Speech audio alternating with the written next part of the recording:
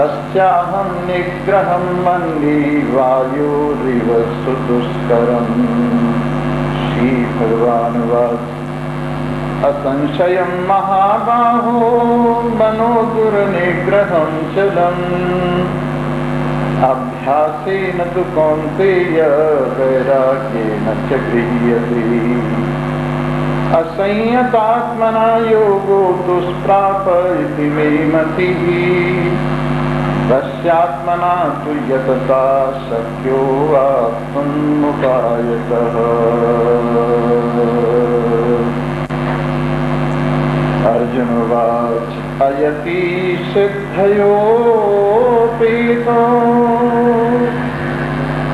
योगाच्चलितमानस।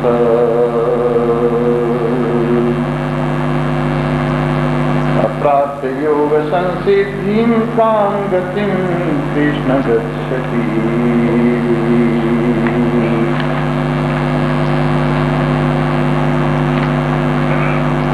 कश्चिन्नो हे विभ्रष्टच्छिन्नाभ्रमिव नश्यति। अप्रतिष्ठो महाबाहो विमूढो ब्रह्मणः पथिः। एतन्मे संशयं कृष्ण छेत्तुमर्हस्य शेषतः। तदन्यः संशयस्यास्य चेत्ता नाद्युपपद्यते।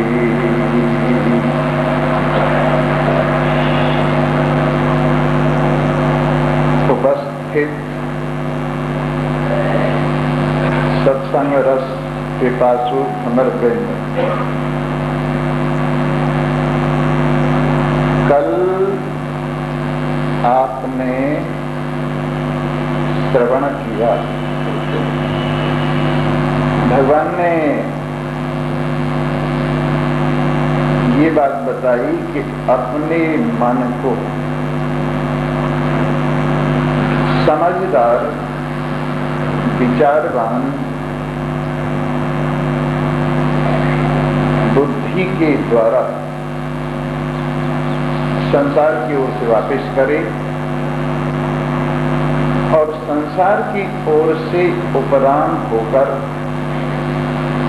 धीरे धीरे परमात्मा में इस मन को लगाए। श्रवण मनन निधिध्यासन के माध्यम से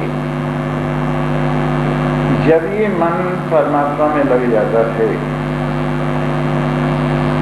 और परमात्मा बोध से संपन्न हो जाता है, तो इसकी मनता निवृत्त होकर ये अमनता को प्राप्त हो जाता है और जितने संकल्प विकल्पात्मक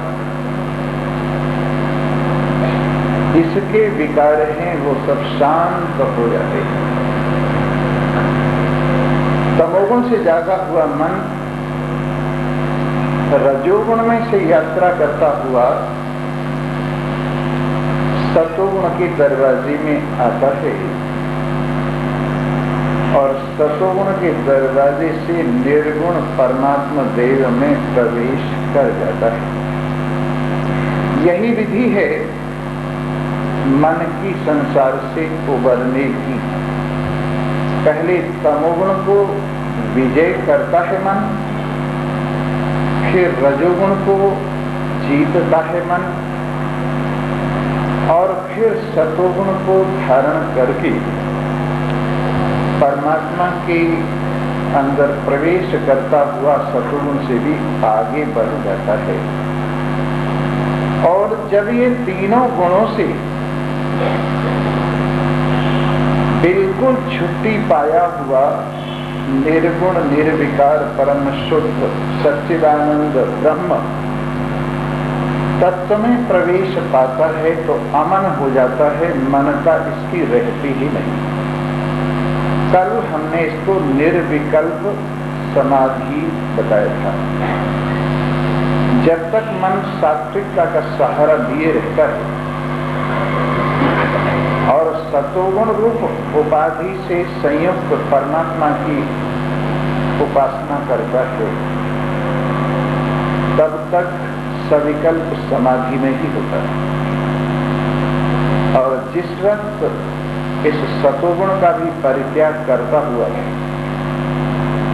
अपने आप में से और परमात्मा में से गुणों को निवृत्त करके एक निर्गुण स्थिति को प्राप्त होता है, तो ये मौन की स्थिति हो जाती है, निर्विकल्पता की स्थिति हो जाती है, और इसमें कहने सुनने की बात नहीं रहती। जैसे आप देखिए, आप एक भोजन का ग्रास मुंह में रखिए तो केवल स्वाद ही स्वाद होता है, उस स्वाद को कहने के लिए वाणी असमर्थ होती है। जब भोजन का ग्रास आपके मुंह में होता है, भोजन का ग्रास आपके मुंह में होता है तो रस की अनुभूति तो होती है, परंतु वाणी असमर्थ रहती है, क्योंकि तब आपकी बुद्धि भोजन में होती है। हाँ, जब भोजन कर लेते हैं तब बताते हैं बड़ा अच्छा भोजन था, या उसमें कोई कमी थी। उसी प्रकार जब पानी पीते हैं और पानी आपके गले में उतरता हुआ होता है, तो उस वक्त आप अनुभव करते हैं पानी ठंडा है या गर्म है, आपको अच्छा लग रहा है, लेकिन आप कह नहीं सकते।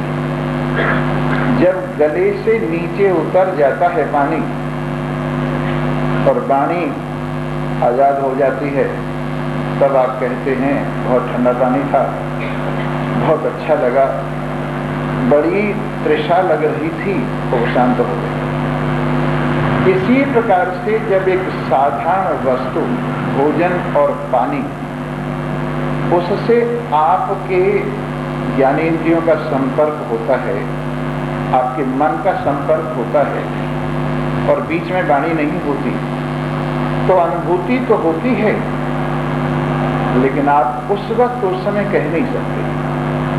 उसी प्रकार मन जब परमात्माकार होता है और वृत्ति परमात्मा के साथ एक रूपता को प्राप्त हुई रहती है, तो आप अनुभव तो करते हैं आनंद को, लेकिन आप कह नहीं सकते। जब आपका मन थोड़ा सा नीचे आता है और गुणों में निर्गुणता से वापस आता है, तब आप कहते हैं आज भजन करने में मजा आ गया, आज ऐसा मन लगा कि मुझे सुख दुख का कुछ पता नहीं चला, लाभ हानि जय पराजय यश अपयश से बिल्कुल छुट्टी पा गया, शरीर तक का भी ज्ञानेंद्रिय कर्मेंद्रिय प्राण और मन तक का भी पता नहीं रहा। तो इस प्रकार से जब आप परमात्मा के साथ मन लगाए हुए होते हैं, तो ये अनुभव की बात है। कैसा आनंद होता है, जैसे गूंगे का गुड़। परंतु जब कहने की बात होती है तो आप उस वक्त नहीं कह सकते, थोड़ा नीचे धरातल पर आते हैं तब कहते हैं। तो इस प्रकार से ये आनंद, जिसमें धीरे धीरे मन संसार की ओर से हटकर इस आनंद में प्रवेश पाकर एक रूपता को प्राप्त हुआ है, और अब कहीं का भी कुछ चिंता नहीं रह गया है, कोई चिंता नहीं रह गई। ऐसी स्थिति कभी कभी किसी किसी भाग्यवान को प्राप्त होती है।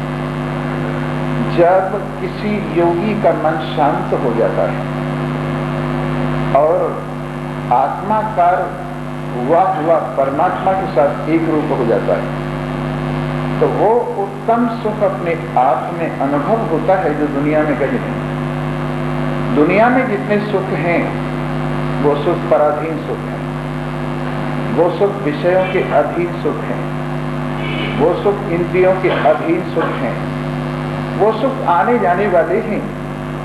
लेकिन ये सुख जो अपने आप का सुख है, इसमें इंद्रियों की बात छोड़िए, मन तक भी निबट जाता है। और ये सुख दुनिया के सुख के मुकाबले में करोड़ों अरबों खरबों गुना अधिक है। दुनिया का सुख तो इस सुख के इतने से कण के डालने से बनता है। जैसे दूध में जरा सा मीठा डाल देते तो मीठा हो जाता है, पानी में थोड़ा सा मीठा डाल देते हैं, वो मीठा हो जाता है। आटे में थोड़ा सा मीठा डाल देते हैं तो वो मीठा हो जाता है। परंतु यदि गुड़, शक्कर, चीनी, शहद इन सब को खाया जाए तो इनमें मीठा डाला नहीं जाता, ये मीठा है ही। वैसे दुनिया के जितने सुख हैं उन सब में तो मीठा डाला गया है, आनंद डाला गया है। आपकी चाहत में, आपकी एकाग्रता ने उसमें मीठा डाला है और वो मीठे लगते हैं। पर जो मीठा उनमें डला है वो मीठा आपके पास है, और वो मीठा आपका आत्मा है जिसमें आप डाल देते हैं, वही चीज मीठी हो जाती है। जिस वस्तु पर आपकी दृष्टि आ जाए, जिस वस्तु को आप मान्यता दे दें, जिस वस्तु को आप अपना मान लें, वो वस्तु मीठी हो जाती है। और जिस वस्तु में आप अपने को न डाल सकें, जिस वस्तु के साथ आप अपने को न जोड़ सकें, जिस वस्तु को आप अपना न कह सकें, वो वस्तु फीकी रह जाती है। तो संसार की सारी वस्तु मीठी होती हैं जिस वस्तु के योग से वो आनंद स्वरूप आत्मा आपका अपना स्वरूप है। इसलिए ये तो मीठा ही मीठा, सुख ही सुख, आनंद ही आनंद है। और बाकी जितने विषय हैं सब परिणाम में दुख रूप हैं और बड़ी मुश्किल से प्राप्त होते हैं। इनके पहले भी दुख है और बाद में भी दुख है। लेकिन ये उत्तम सुख, उत्तम पुरुष का सुख जो उत्तम स्थिति में पाया जाता है, ये भाग्यवानों को अपने आप में अनुभव होता है, भाग दौड़ कर नहीं। एक आदमी के हाथ में पानी का प्याला दे दिया जाए और उसको कहा जाए दौड़ लगा, और पानी का प्याला लेते लेते दौड़े भागे, वो पानी कैसे पिएगा जब तक बैठ न जाए, पानी को संभालने की स्थिति में ना आ जाए, पानी को मुंह तक ले जाने की स्थिति में ना आ जाए, पानी को गटकने की स्थिति में ना आ जाए, तब तक पानी भी नहीं पी सकता। हमने देखा है जो तेज रेलगाड़ियां चलती हैं और जिनमें बहुत ज्यादा धक्के लगते हैं, उनमें एक प्याला चाय भी ठीक तरह से नहीं पी जाती, उनमें खाना भी ठीक तरह से नहीं खाया जाता, पानी भी ठीक तरह से नहीं पिया जाता। वैसे ही वो चंचल जीवन, वो भाग दौड़ वाला जीवन, जिसमें मंदिर में गई तो वहां भाग दौड़ है, तीर्थ में गई तो वहां भाग दौड़ है, जहां कहीं भी गए न तन की स्थिरता है न मन की स्थिरता है। जहां तन की स्थिरता नहीं, मन की स्थिरता नहीं, जहां पर ये ज्ञान का प्याला संभलता ही नहीं, परमात्मा प्रेम का प्याला स्थिर होता ही नहीं, जिस मन में ये तत्व रखा हुआ है वो मन ही स्थिर नहीं होता, फिर अंदर ले जाने की बात तो दूर की बात है। इसलिए इस रस को पीने के लिए पहले तो ये कहीं से प्राप्त हो ये सौभाग्य, फिर एकाग्रता बने ये सौभाग्य, फिर इस रस को अंदर ले जाया जाए ये सौभाग्य, और फिर पूरा पच जाए ये सौभाग्य। और इसके लिए तन की भी एकाग्रता चाहिए और मन की भी एकाग्रता चाहिए। इसलिए इस परमात्मा सिद्धि को पाने के लिए, इस आत्म रस को पाने के लिए जितनी आप में एकाग्रता होगी उतना आप इसमें कामयाब होंगे, और जितनी आप में चंचलता होगी उतनी ही आपको कामयाबी नहीं मिलेगी। इसलिए हम सारा जोर इस बात पे लगाते हैं कि स्थिर होकर बैठो, अपने मन को संसार से वापस ले आओ, ध्यान पूर्वक सुनो, ध्यान पूर्वक समझो, और तब आपको इस रस का अनुभव होगा।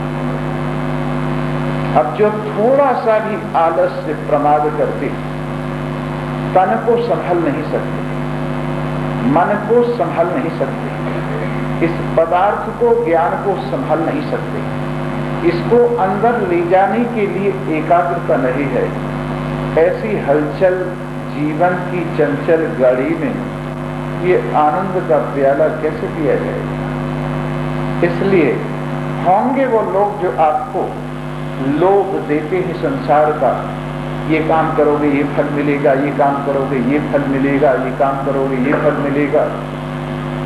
भाई ये साधारण आदमियों के लिए खिलौने, मीठी बोलियां हैं। जिस एक के पाने पर सब कुछ मिल जाता है और जिस एक से सब कुछ पैदा हुआ है, जिस एक में सब कुछ रखा हुआ है, जिस एक में सब वापस चला जाता है, वो एक परमात्मा आपका आत्मा, अगर उस एक के पाने पर सब कुछ पाना चाहते हो तो एकाग्र हो, इसको समझो और इसको अपने आप में अनुभव करो और इसकी शक्ति से संपन्न हो जाओ। क्यों बेकार इधर उधर सारी जिंदगी भर कामाडोल हुए घूमते रहे। बड़ी मुश्किल से किसी को अंतर्मुखता प्रदान कराते हैं, बड़ी मुश्किल से बाहर की ओर से अंदर की ओर घेर घोट के लाते हैं, बड़ी मुश्किल से विषयों का रस छुड़ाकर आत्म रस की ओर इसका मन लगाते हैं और इतने परिश्रम से जिस साधक को थोड़ा सा परमात्मा की दहलीज पर खड़ा करते हैं, उसको सांसारिक आदमी आके जरा सी लालच में फिर दौड़ा देते हैं कि वहां जा वहां कल्याण होगा, वहां जा वहां कल्याण होगा, वहां जा वहां दर्शन होंगे, वहां जा वहां दर्शन होंगे, वहां ये कर वहां ये कर। और वो परमात्मा की दहलीज जो मन की एकाग्रता है उसे वापस चला जाता है और फिर संसार के जंगल में भटक जाता है। और इस प्रकार से आम आदमी इस शरीर को ही मैं समझकर और इस शरीर की क्रियाओं को अपनी क्रिया समझकर शरीर को नहला लेगा तो समझेगा मैं पवित्र हो गया। शरीर को कोई तिलक लगा लेगा, कंठी बांध लेगा, ये समझ लेगा कि मेरे कंठी बंध गई, मेरे तिलक लग गया। इस शरीर को और कुछ रूप दे लेगा तो ये समझ लेगा ऐसा मेरे साथ हो गया। पर जो अपनी वास्तविकता है शरीर के पीछे खुला रहेगा, कभी उसको ये ख्याल नहीं आएगा कि मैं शरीर नहीं, यही ख्याल बना रहेगा मैं शरीर हूं और ऐसा शरीर हो जाने से मेरा कल्याण हो जाएगा। और भगवान को भी एक शरीर समझता रहता है जैसे अपने को शरीर समझता है, और अपनी भी शरीर मात्र में समझ कर के मैं शरीर हूं और भगवान को भी एक शरीर समझ कर के वो भी एक शरीर है, शरीर के सेवन में लगा रहता है।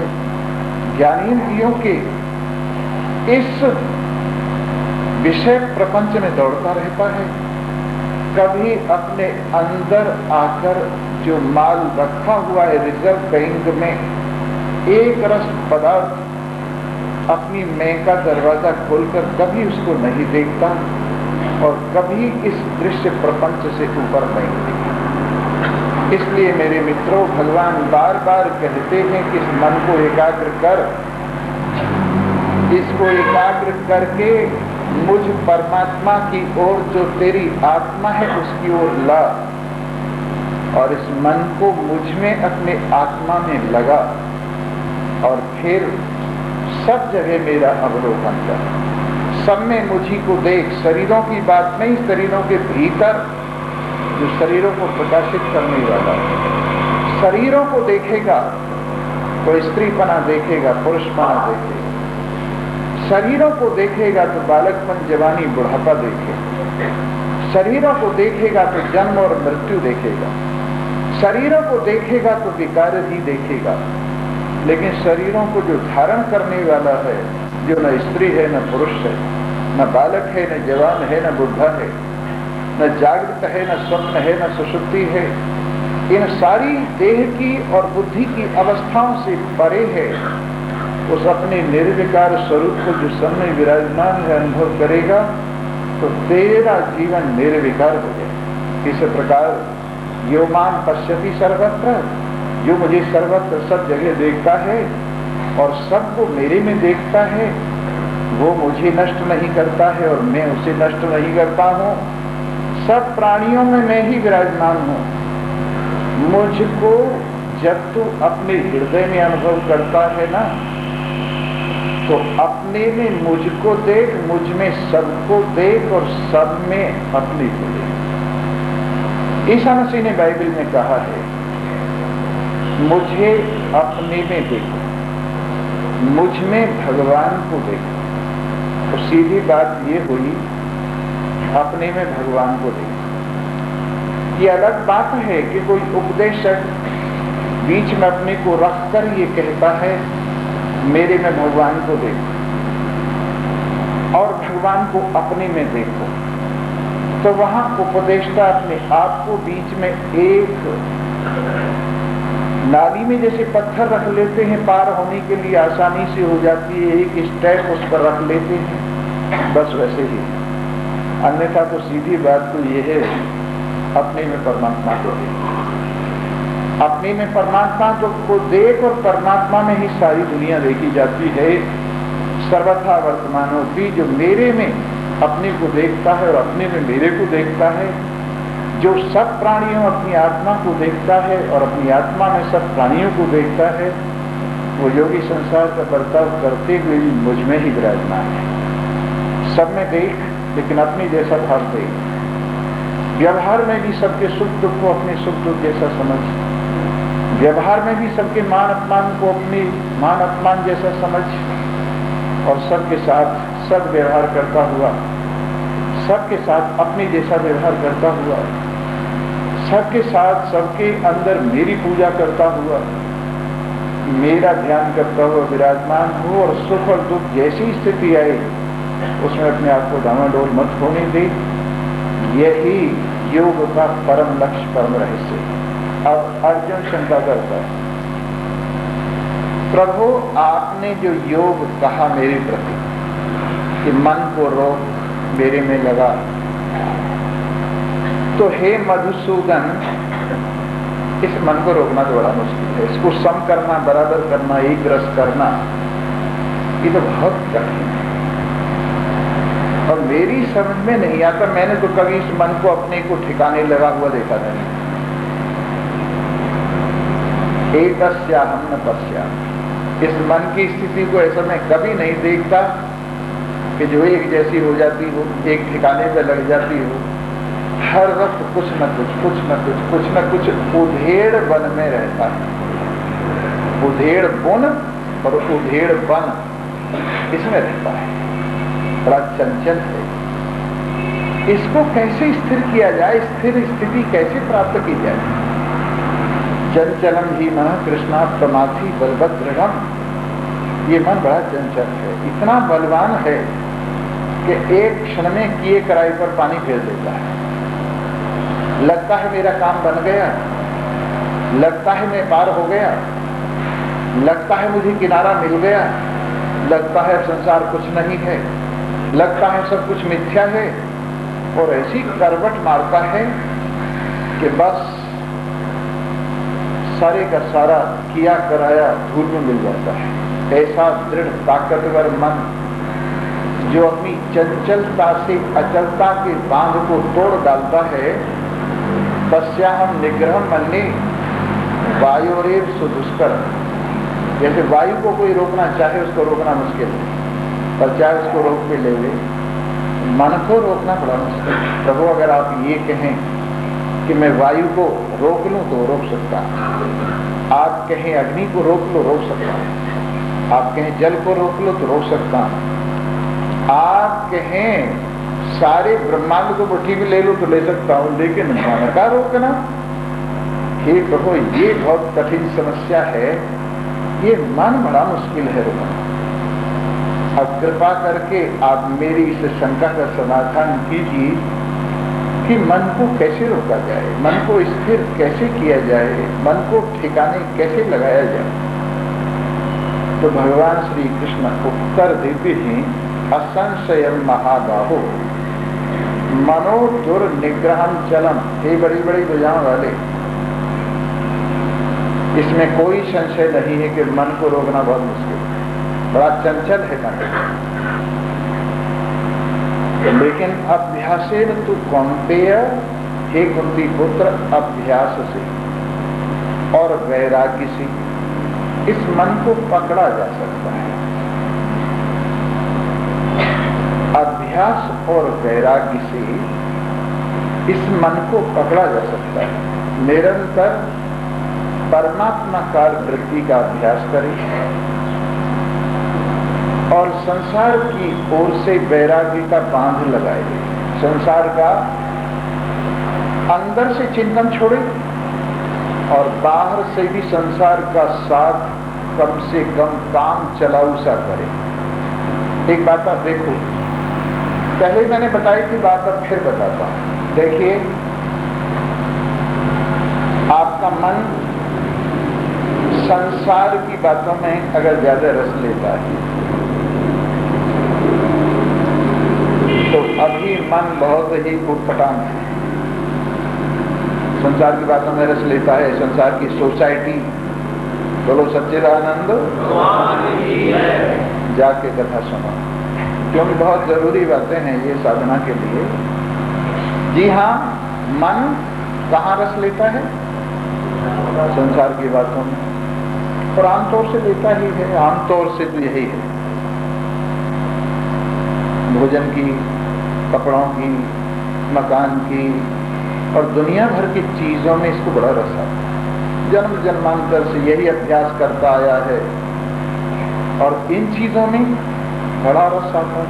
अनपढ़ हो, पढ़ा लिखा हो, मालदार हो, गरीब हो, बुढ़ा हो, जवान हो, बालक हो, कैसा ही हो, पर संसार के प्रति इस मन का बहाव बहुत तेज है, अनेक जन्मों से चला आ रहा है। भगवान कहते हैं यही बात, तुम जो कह रहे हो बिल्कुल ठीक बात है। लेकिन अगर किसी को ये जरा सा पता चल जाए कि जिधर को मेरा मन लुढ़क रहा है उधर सामने मृत्यु बैठी हुई है, तो वो कोशिश करेगा कि इस लुढ़कने को मैं किसी तरह से बंद करूं। वो सामने देखा कि कोई पेड़ है सामने पहाड़ से लुढ़कते हुए, तो वो अपनी गति ऐसी करेगा कि पेड़ के साथ किसी तरह से लग जाए। या सामने कोई समतल भूमि है, लुढ़कते हुए ये कोशिश करेगा कि उस जमीन पर पहुंच जाए। और हमने देखा है लुढ़कते लुढ़कते भी थोड़ा सा प्रयत्न करके यदि आदमी किसी पेड़ से, पेड़ का सहारा मिल जाए या कोई समतल भूमि का सहारा मिल जाए या किसी चट्टान का सहारा मिल जाए, उतने से ही उसकी रक्षा हो जाती है, उतने से ही उसकी रक्षा हो जाती है। वैसे इस संसार रूपी लुढ़कन पर, ढलान पर, जिससे मन नीचे की ओर लुढ़क रहा है, यही सत्संग के पेड़ खड़े हुए हैं, यही सत्संग की चट्टानें हैं और यही सत्संग की समभूमि है। लुढ़कते लुढ़कते अगर आपको थोड़ा सा ये ख्याल आ जाए कि ये सामने जो पेड़ खड़ा है, ये सामने जो चट्टान खड़ी है, ये सामने जो समभूमि है, हाथ पैर मार के अगर मैं यहां पहुंच गया ना तो फिर लुढ़कने से बच जाऊंगा और मेरा विनाश नहीं होगा। ये आपको पता लग जाना चाहिए कि मैं लुढ़क रहा हूं, नहीं तो लुढ़कते लुढ़कते आदमी ये समझता है तरक्की कर रहा हूं। ऐसा वहम होता है जैसे आदमी का दिमाग फिर जाए तो वो गिरने को चढ़ना समझ लेता है। अगर आदमी का दिमाग फिर जाए तो वो गिरने को चढ़ना समझ लेता है और अवनति को उन्नति समझ लेता है। और ये आम बात है, आदमी अवनति को उन्नति समझ रहा है और लुढ़कने को, गिरने को चढ़ना समझ रहा है। और सबसे पूछ लो, वो लड़का बहुत अच्छा है, बड़ा चालू है, बड़ा बुद्धिमान है, बड़ा पूछो मत कितनी तरक्की कर रहा है। माँ बाप खुश, अड़ोसी पड़ोसी खुश, सारी दुनिया खुश, कमाल है, बड़ा चालू है, बड़ा तरक्की कर रहा है। पर जरा सा थोड़ा सा विचार जागृत हो जाए तो देखोगे वो नीचे की ओर लुढ़क रहा है और तेजी से लुढ़क रहा है, जिसे आप कहते हैं बड़ी तरक्की कर रहा है। और उससे भी ये लग रहा है मैं तरक्की कर रहा हूं। अरे क्या है स्वामी जी, तुमने कपड़े रंग के क्या कमाया है? कई हमारे साथी हैं, अब आपको खैर सत्संग में बताने की बात तो नहीं, पर आई गई चर्चा। हमारे साथ पढ़ते थे कई लड़के, बड़े बड़े ऑफिसर हो गए हैं, और उन्होंने बीच बीच में आके कई बार कहा कपड़े रख के आपको क्या मिल गया, ये करके आपको, मैंने कहा कोई बात नहीं, अब कोई बहस की चीज तो है नहीं, जो अपने को पहले ही बुद्धिमान समझ के आया हो उसे बहस नहीं करना चाहिए। क्यों? ज्ञान तो बाको दीजिए जाए सीख सुहाए, और सीख न दीजिए बादरा जो घर बैया कर रहे। तो पहले ही वो इतने बुद्धिमान, अक्लमंद, समझदार होते हैं कि वो हमें समझाने के लिए आते हैं और ये कहते हैं स्वामी जी आपने क्या किया, बेकार कपड़े रंग लिए, घर नहीं, बाहर नहीं, रोज बिस्तरा बंधा रहता है, ये है वो है। सुनते रहे हम उनकी, वर्षों सुनते रहे, कोई आपकी बात थोड़ी है। इस रास्ते पे चलते चलते 41 साल 42 साल हो रहे हैं, कोई थोड़ी बात नहीं है। खैर अब वो पिटायर होने लगे। मैंने पिटायर इसलिए शब्द यूज किया, एक तो रिटायर हो जाते और एक पिटायर होने का मतलब है उनके बच्चे हो जाते हैं जवान, और वो उनका अनादर करते हैं और सारा कुछ छीनने लगता है। उधर से तनख्वाह कम हो जाती है, पेंशन रह जाती है, उधर बच्चे आंख दिखाने लगते हैं, घरवाली अपना अलग से गांठ बना लेती है, तो फिर वो रिटायर के साथ साथ पिटायर भी हो जाते हैं। तो रिटायर पिटायर होके अब कहते हैं स्वामी जी आप ही ठीक रहे, आप ही ठीक रहे, हम तो ये समझ रहे थे हम तरक्की कर रहे हैं और अब पता लगा कि वो तरक्की नहीं, हम लुढ़क रहे थे, हम लुढ़क रहे थे। अब भी कई लोग ऐसे हैं कि अकड़ में लुढ़कते लुढ़कते भी कहते हैं नहीं हम तरक्की कर रहे हैं। हटी ऐसे भी कई मान भी गए।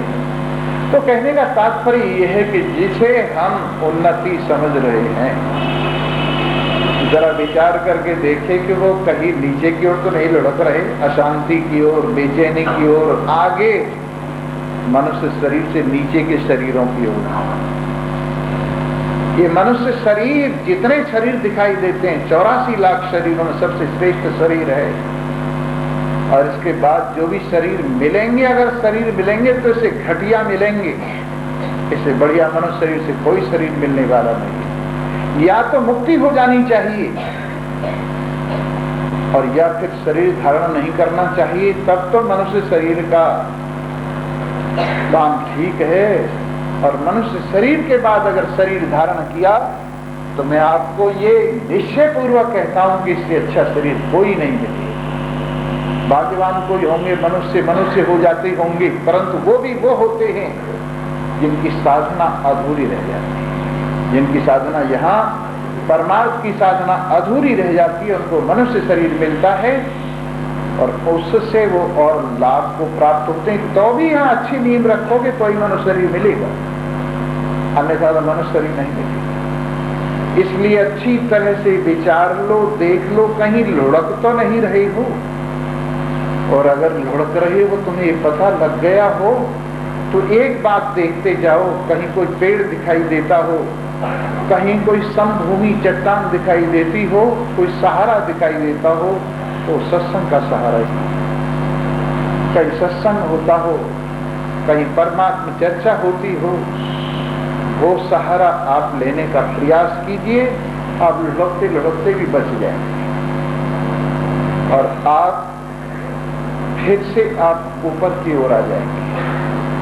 तो भगवान कहते हैं अर्जुन इसमें कोई संशय नहीं, ये लंबी लंबी भुजाओं वाले ये मन बड़ा चंचल है, इसका रोकना कोई आसान बात नहीं है, लेकिन अभ्यास ऐसी चीज है, वैराग्य ऐसी चीज है कि धीरे धीरे धीरे धीरे, आज 1 पैसा कल को 2 पैसा, तुम तो 100% नफा एक दफे में ही चाहते।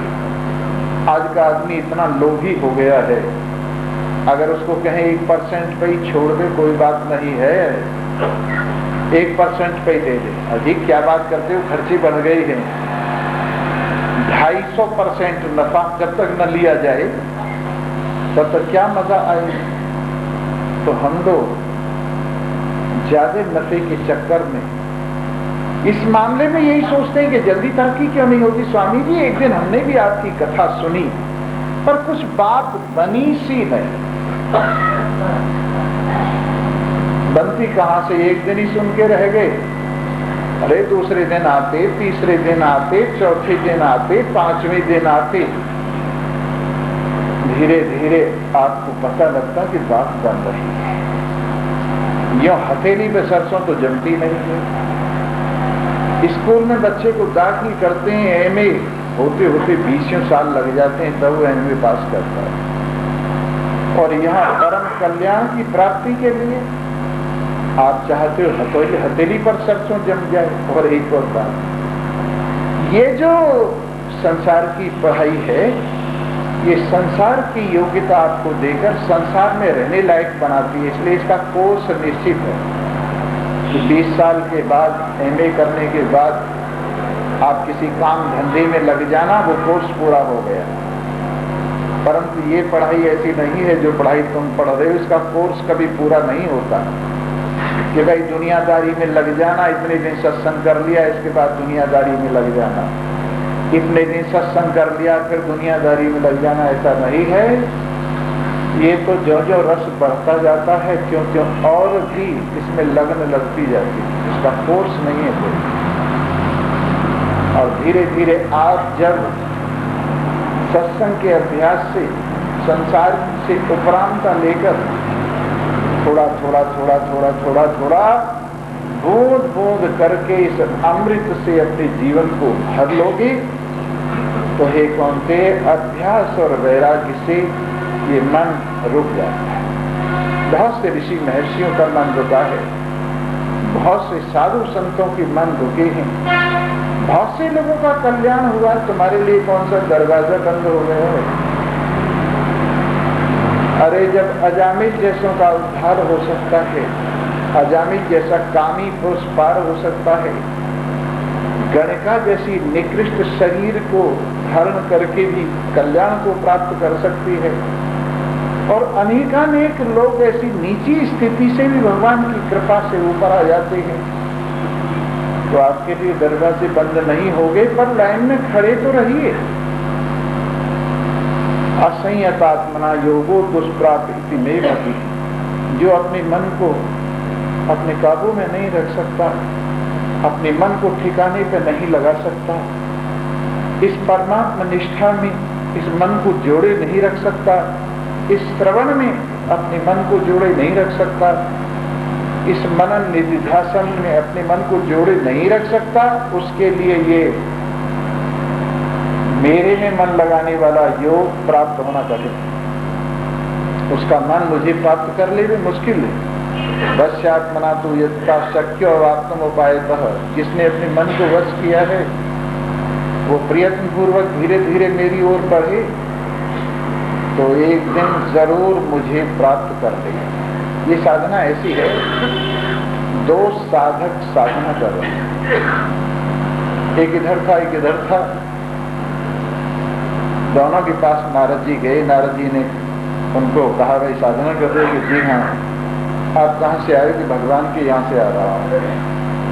बड़ी कृपा की आपने। एक ने कहा, देखो मैं कितनी साधना कर रहा हूँ, रात दिन एक कर दिया है मैंने, अपने सुखों को आग लगा दी है मैंने, अपनी दुनिया को सत्यानाश कर दिया है मैंने, और भगवान से मिलने के लिए कितनी तड़प है मेरे अंदर। भगवान से पूछ के आना कब मिलेंगे मेरे से। कहने लगे अच्छा। दूसरा भगवान से प्रेम करता था, कोई किसी प्रकार का अभिमान नहीं था उसको, बड़ा सादा स्पष्ट साधारण सा ऊपर से जीवन व्यतीत होता हुआ लग रहा था। उसने भी पूछ लिया, मेरे बारे में पूछा ना कि भगवान मिलेंगे कि नहीं। बोले ठीक है। भगवान ने पहले वाले के बारे में पूछा, प्रभु एक भक्त धूप में खड़ा हुआ है, गर्मियों में, जाड़े में पानी में खड़ा हो जाता है, बरसात में बरसात सहन करता है, और वो आपको ऐसा चिंतन कर रहा है, बस पूछिए उसे कब मिलोगे। बोले भाई 1 वर्ष तो लग ही जाएगा उससे मिलने। और दूसरे वाला वो भी आपका भजन करता है, सरल हृदय वाला, सीधा साधा, अपना थोड़ा बहुत काम धाम भी करता है, जितना समय मिलता है प्रेम से आपने लगन लगा के मन लगाता है। क्या लगे उसको कहना कि तेरे को 1 लाख साल बाद मिलूंगा, ठीक है। तो जब वो पहले वाले के पास गए, कहने लगे भाई हाँ पूछ आया हूं भगवान से, तेरे से भगवान 1 साल बाद मिले। बड़ा गुस्सा आया, सत्यानाश हो भगवान का, उसके लिए मैं इतना लगा हुआ हूं, मैं नहीं वह भजन करूंगा। अब भी 1 साल रह गया और गुस्से में आके उसने सारे किए कराई पर पानी फेर लिया और दूसरे वाले को कहा भाई 1 लाख वर्ष बाद मिलने के लिए कहा है कि अच्छा कोई बात नहीं, नाम तो है मेरा, वेटिंग में ही सही, कोई बात नहीं, नाम तो है। वाह प्रभु तुम बड़े दयालु हो, बड़े कृपालु हो, दुनिया में तो मुझे पूछता ही नहीं, कहीं कोई नंबर है ही नहीं, कम से कम आपके यहाँ लाखवां नंबर तो है। बड़ा खुश हुआ, नाचने लगा और उसका समय नजदीक आ गया, वो 1 लाख वर्ष छोटे हो गए। तो इस तरह से हम लोग कभी कभी गड़बड़ कर डालते हैं, मेहनत तो करते हैं पर मेहनत को निरंतर नहीं करते। फिर से याद कर लीजिए, साधना में 4 बातें होनी चाहिए। एक तो साधना दीर्घ काल तक होनी चाहिए, एक तो साधना दीर्घ काल तक होना चाहिए। नंबर 2 निरंतर होना चाहिए, बीच में ब्रेक नहीं लगना चाहिए। 2 बातें हो गई। तीसरे साधना में धैर्य बने रहना चाहिए, अधीर नहीं होना चाहिए। और चौथे साधना में श्रद्धा बनी रहनी चाहिए। ये 4 चीजें साधना में बनी रहनी चाहिए, श्रद्धा, धैर्य और निरंतरता और दीर्घ काल तक साधना। अगर ये 4 चीजें बनी रहेंगी तो आपकी साधना जरूर कामयाब होगी। तो इस प्रकार से वश्य आत्मना तो यतता, जिसने अपने मन को वश में किया है, ऐसे व्यक्ति के द्वारा थोड़ा थोड़ा प्रयास करता रहे, प्रेम पूर्वक लगा रहे, निरंतर। अरे निरंतर बहने वाली छोटी सी पानी की धारा पहाड़ों को काट के अपना रास्ता बना देती है। पानी की धार पहाड़ में से देखिए, जरा सी धार होती है और वो पहाड़ों में से, ऊंचे ऊंचे पहाड़ों में से निकलकर गंगा जी में जा मिलती है, जमुना जी में जा मिलती है, पहाड़ों में से रास्ता बना लेती है। वैसे ही आपकी प्यारी प्यारी मीठी मीठी निरंतर लगी रहने वाली लगन तरह तरह की कठिनाइयों के पहाड़ में से, विरोधों के पहाड़ में से रास्ता बनाकर परमात्मा रूपी गंगा में मिल ही जाएगी। परंतु धीरे धीरे लगे रहिए। इस प्रकार जिसने अपनी मन पर संयम किया है और धीरे धीरे लगा रहेगा, जो वो मुझे जरूर प्राप्त कर लेगा। अर्जुन कहने लगा वाह महाराज धन्य, धीरे धीरे का पाठ तुमने ऐसा पढ़ाया है कि बीच में ही घंटी बज गई। तो अर्जुन शंका करता है, अयति श्रद्धयोपि तो योगा चलित मानस अप्राप्त योग संसिद्धिम काम गतिम कृष्ण गच्छति। हे प्रभु, जैसा आपने कहा धीरे धीरे लगा रहे, कोई बेचारा लगा श्रद्धा से संपन्न तो है, लेकिन प्रारब्ध के वेग से उसका बीच में काम रह गया और उसका मन बीच में ही योग से डामाडोल हो गया। योग की सिद्धि माने आपकी प्राप्ति उसको नहीं हुई, बीच में ही रह गया, तो उसका क्या हाल होगा? क्या वो ऐसे ही रह जाएगा? कचिन्नो विभ्रष्टा छन्न प्रविनश्यति, संसार से भी गया और आप मिले नहीं, बीच में ही गड़बड़ हो गई। तो दोनों स्थितियों से छिन्न हुआ, अलग हुआ, क्या शरद ऋतु के बादल की तरह से वो नष्ट हो जाएगा? शरद ऋतु में ऐसा होता है, कई दफे बादल होता है और सारा कोहरे के अंदर पाला पड़ता है, कोहरा पड़ता है और बादल साफ हो जाता है। उसी तरह से जैसे शरद ऋतु का बादल बिना कुछ किए कराए नष्ट हो जाता है, वैसे ही कहीं ऐसा व्यक्ति बीच में ही जो लटक गया, शरीर छूट गया या पथ छूट गया, उसका क्या हाल होगा? अप्रतिष्ठो महाबाहो मूढ़ो ब्रह्मणा पति। हे महाबाहो, ऐसा व्यक्ति जो आपके रास्ते में चलता चलता किसी जगह पर पहुंचा नहीं, बेचारा बीच में ही रह गया, डावाडोल हो गया, विमूढ़ता को प्राप्त हो गया, उसका क्या है? एतन में संशयम कृष्ण छेतुम मर्नस्य शेषता। हे कृष्ण, आप तो सारे संशयों को छेदन कर देते हैं, मेरे संशय को छेदन कीजिए। आपसे अलग संशयों को छेदन करने वाला और कौन नहीं? आप स्वयं साक्षात नारायण, ज्ञान स्वरूप सच्चिदानंद ब्रह्म, आज संशयों की निवृत्ति करने के लिए मेरे सामने खड़े हैं, तो मेरे संशय को भी निपटाते चलिए। भगवान कहते हैं, पार्थ नैवेह नामत्र विनाशस्तस्य विद्यते। हे पार्थ, न यहां न वहां कहीं भी उसका विनाश नहीं होता है जिसकी साधना बीच में छूट गई, और नहीं कल्याण कृत कश्चित दुर्गतिम तात गच्छति। हे तात, जो थोड़ा भी कल्याण का काम कर लेता है वो दुर्गति को प्राप्त नहीं होता, और फिर से वो दूसरे शरीर में वहीं से लग जाएगा जहां उसकी साधना छूटी है। कल को ये बात आपके सामने रखेंगे और बताएंगे, आपका किया हुआ काम बेकार नहीं जाएगा। थोड़ा सा भी पुण्य का काम कर लेंगे, वो भी आपके लेखे में लिखा गया और वो आपकी आगे मदद करेगा। इसलिए पुण्य को, धर्म को थोड़ा न समझे, ऐसे ही पाप को भी थोड़ा न समझे, और सदा अपने आप को सन्मार्ग पर चलाने का प्रयास करे। जितने कदम आपने परमात्मा की ओर बढ़ा लिए हैं, परमार्थ की ओर बढ़ा लिए हैं, वो कदम आपके लेखे में लिखे गए। जब आपकी यात्रा शुरू होगी, उन कदमों का हिसाब आपके साथ जुड़ जाएगा और आगे के लिए वो आपकी सहायता करेंगे। इन्हीं शब्दों के साथ आप सभी को धन्यवाद है सर।